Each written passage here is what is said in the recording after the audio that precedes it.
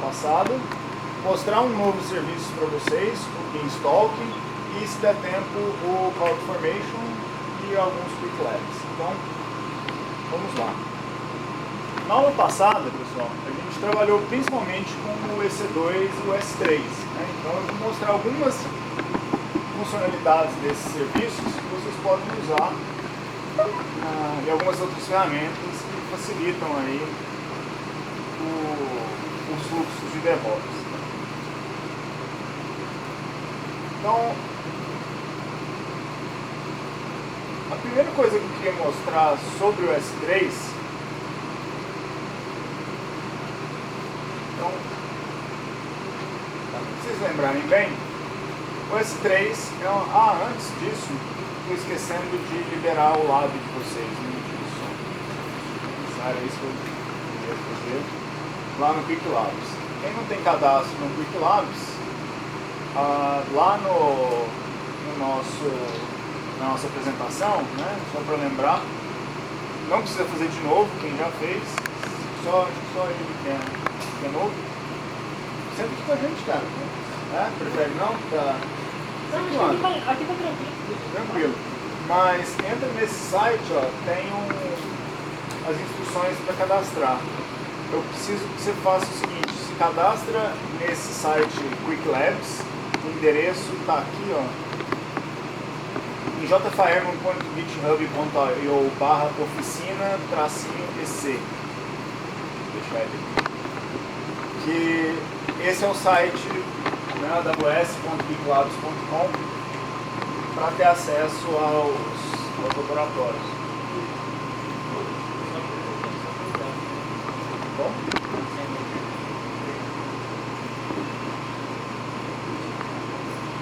E depois, cadastra, me conta aqui qual que é o e-mail que você colocou para eu liberar lá.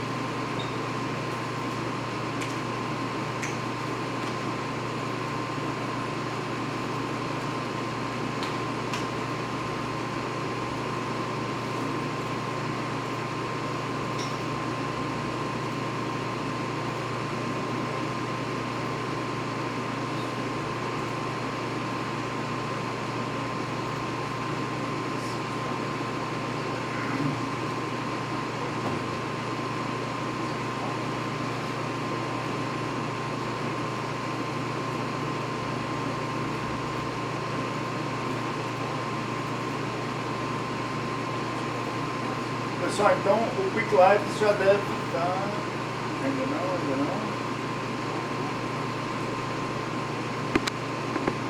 Quase lá.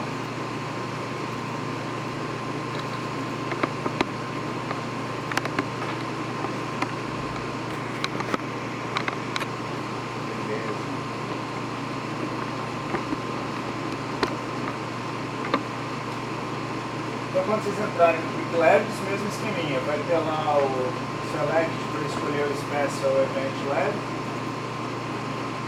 e o Start Lab vai te dar as credenciais da conta da Amazon.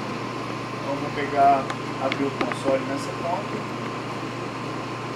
só preencher esse usuário e senha e a gente está logado lá de novo. Então deixa eu mostrar o que eu ia falar do EC2. Então, só para recordar, pessoal, tudo que a gente pode fazer aqui na interface de linha de comando, perdão, na interface web, a gente pode fazer na linha de comando também. Como que a gente configura isso? Eu vou lá no AWS IAM, que é o Serviço de Gestão de Identidades, certo? Vou criar um novo usuário,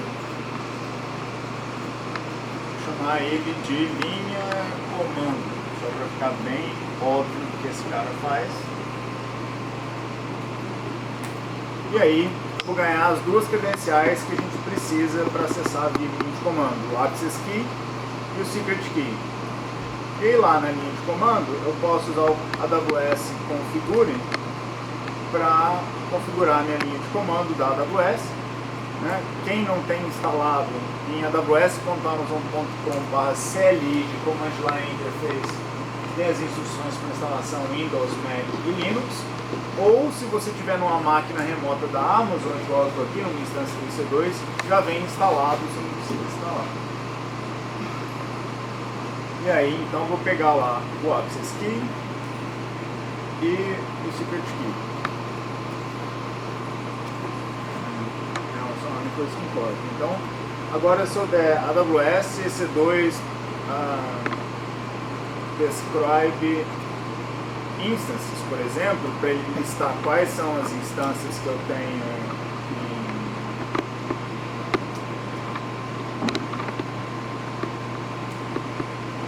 em execução, ele vai falar que eu não estou autorizado, porque vocês lembram que o usuário, quando é criado, ele não tem permissão de fazer nada. Então eu tenho que ir lá e dizer o que esse cara pode fazer. O que esse cara pode fazer?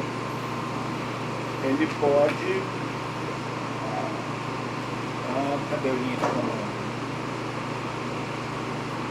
Vamos dizer que ele pode fazer tudo no EC2.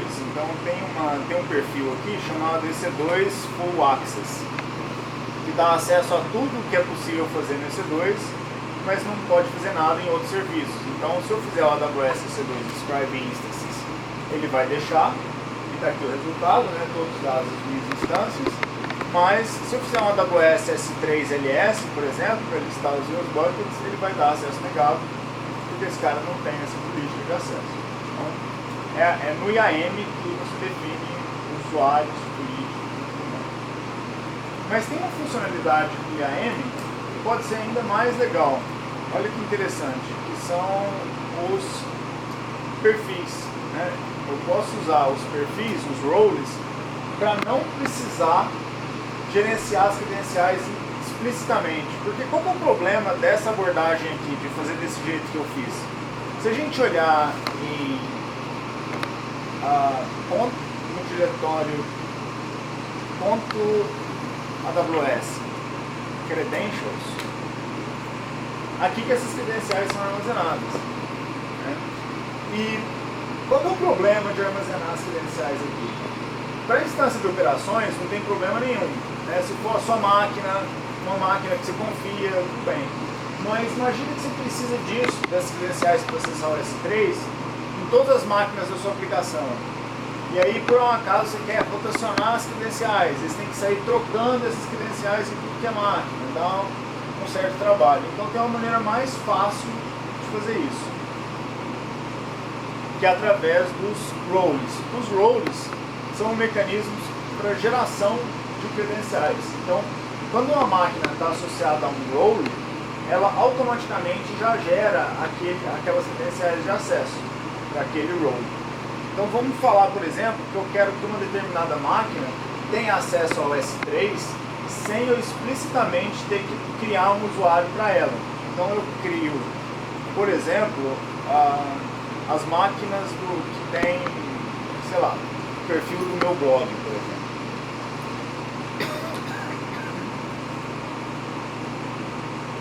E aí, tem alguns tipos diferentes de roles. Esse que eu estou falando é esse Amazon EC2, que eu vou usar esse role associado com uma instância, mas na verdade eu poderia usar outros tipos de role. Mas nesse caso eu vou usar ele no EC2. E aí eu tenho que falar da mesma forma que quando eu crio um usuário, eu tenho que falar o que essa instância vai poder fazer. Se ela é acesso Power User, se ela é só Administrator. Eu vou pegar essa aqui que é o S3 Full Access para a gente ver como isso funciona.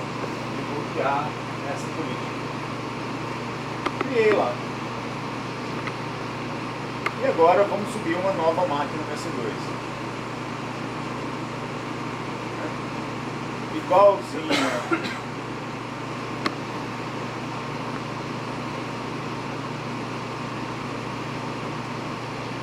Parece aqui.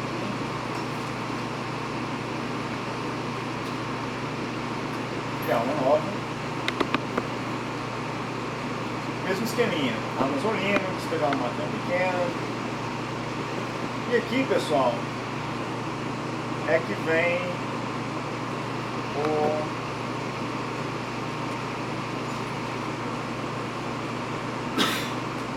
o role. Então aqui no IAM role, ele vai permitir que eu selecione essa máquina e falando que ela é log role. Só de fazer isso, automaticamente, essa instância já vai ter automaticamente aquelas permissões, sem você precisar configurar nada.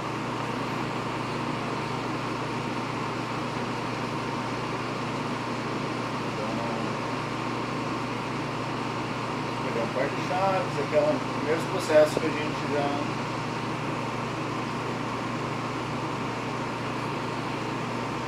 vinha falando.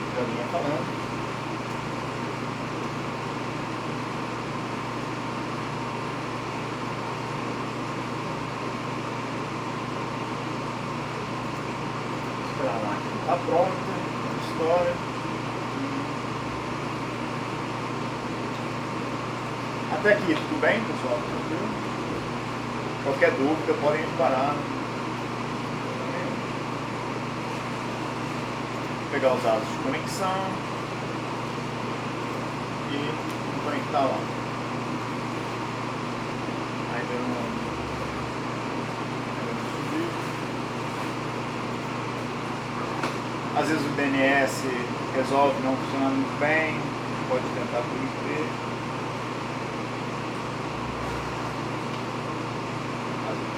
Mais rápido para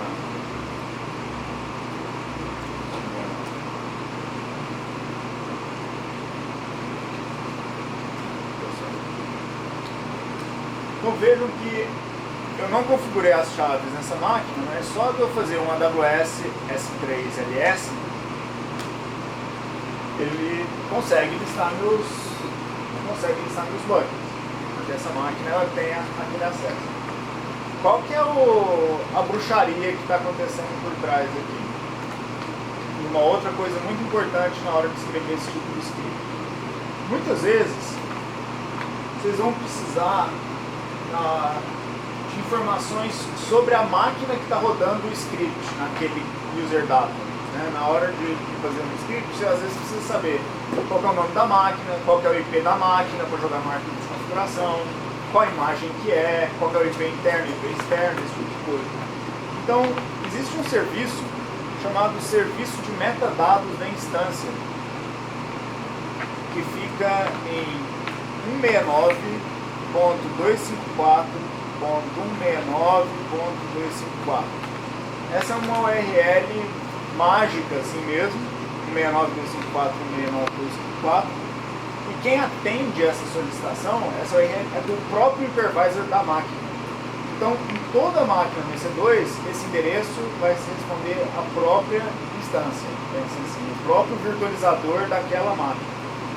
E aí a gente tem um serviço versionado, então eu peço latest metadata. Então aqui eu tenho todos os metadados da instância. Por exemplo, se eu quiser saber o IP público, eu tenho aqui /public IPv4.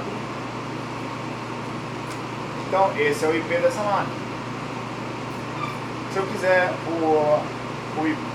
usar isso num script, por exemplo, eu posso falar assim, meu IP igual dólar, opa, né? Curl menos S, HTTP, 169.254.169.254, latest, metadata, public IPv4, por exemplo, e tenho lá meu IP pronto para usar em qualquer script, arquivo de configuração, coisa do tipo, né? Ou se eu quisesse o Instance ID, por exemplo, o ID dessa máquina é I4E, não sei o que, não sei o que. Então, esse é um serviço para você saber coisas sobre a própria instância. Tanto Linux quanto Windows funcionam do mesmo jeito, as duas têm o mesmo serviço. Mas tem uma parte aqui, ó, IAM. Vamos ver o que tem lá. IAM tem Security Credentials. E a gente vê que na Security Credentials eu tenho blob rolling.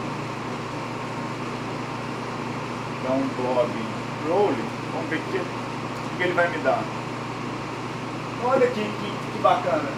Esse serviço, ele automaticamente gera para essa instância um Access Key ID e um Secret Access Key e um token. O token, a diferença é que ele tem uma expiração.